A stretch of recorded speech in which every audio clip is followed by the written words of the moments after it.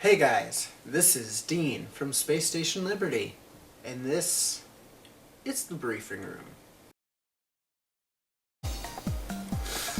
So, a couple weeks ago, my wife and I went on a date to celebrate my birthday, and we went to go see Star Wars Episode 7, The Force Awakens.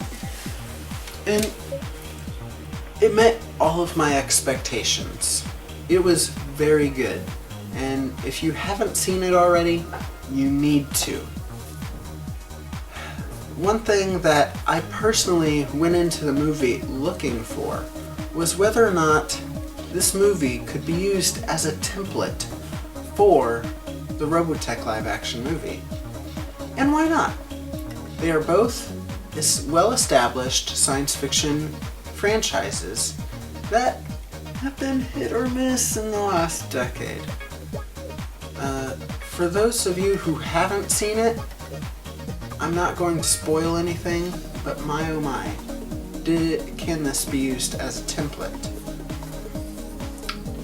Episode 7 takes concepts and story elements from Episode 4 and mixes them up, and changes them enough that it doesn't feel stale and it's its own story.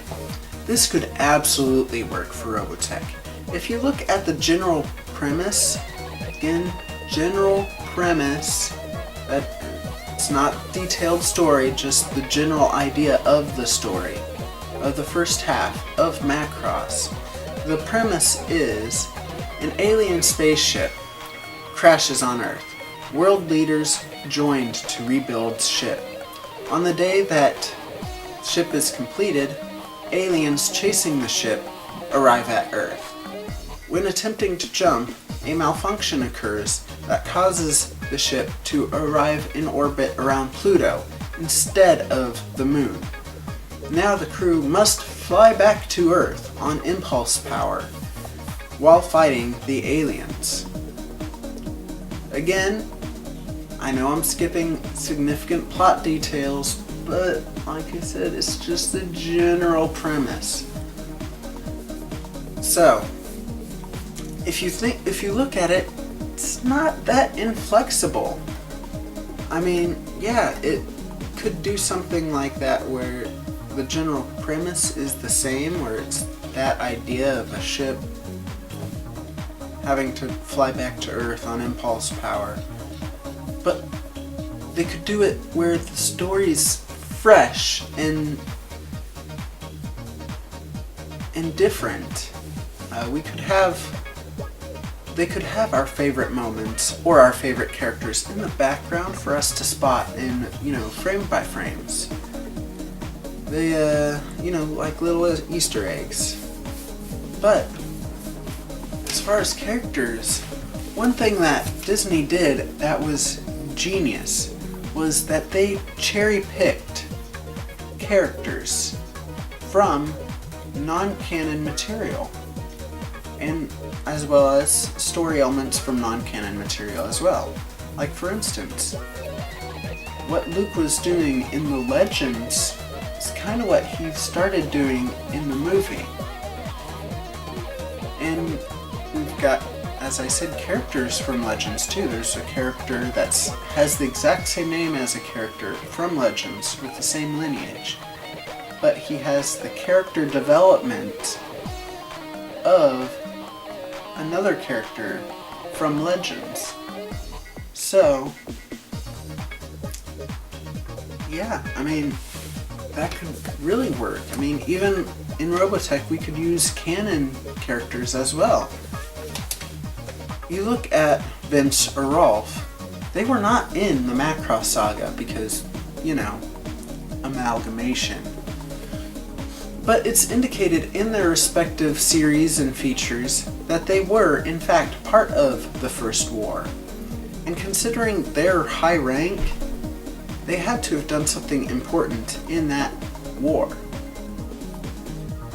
But, like I said, we could use secondary non-canon characters. The ROBOTECH universe is so massive and so full of these secondary non-canon characters that it would fit. we could use characters like Kyle Bartley or Ken Sato. Would make them canon, obviously, but it wouldn't necessarily make the material they're in canon. It's just a nice little nod to Robotech fans who know who those characters are. And that's only assuming they're making the movie based on the Macross saga, which I'm not sure they're gonna do, because let's remember, Harmony Gold does not own the rights to the Macross saga, meaning they cannot make anything new regarding the characters or mecha. So even if it was based on the Macross saga, if there was any established characters, it would be characters that they do have the rights to, such as Vince. But on their Facebook page, they did make a comment on a thread saying that the live-action movie was in fact going to be a reboot. What series needs a reboot the most? The Sentinels, of course. They could just throw us a curveball and say and have a movie based on Zor and the global war on Earth, prior to the Macross saga. So the issue is we don't know what it's going to be about because we just don't have enough information yet. But if they were going to do something like this, that template from Episode 7 would be perfect for them to use. I mean, if they're smart, they watched the movie and thought, hey, we could do this for our movie. Disney just set the bar for established franchises, and they created a blueprint for Sony Pictures to follow. Now, all they have to do is be smart enough to follow it. So, I hope you enjoyed your video. I'm still going to talk more about this movie and about realistic expectations to have for this movie, because I've noticed there's not a lot of realistic expectations for it. But that is for a later time. I'll see you guys later.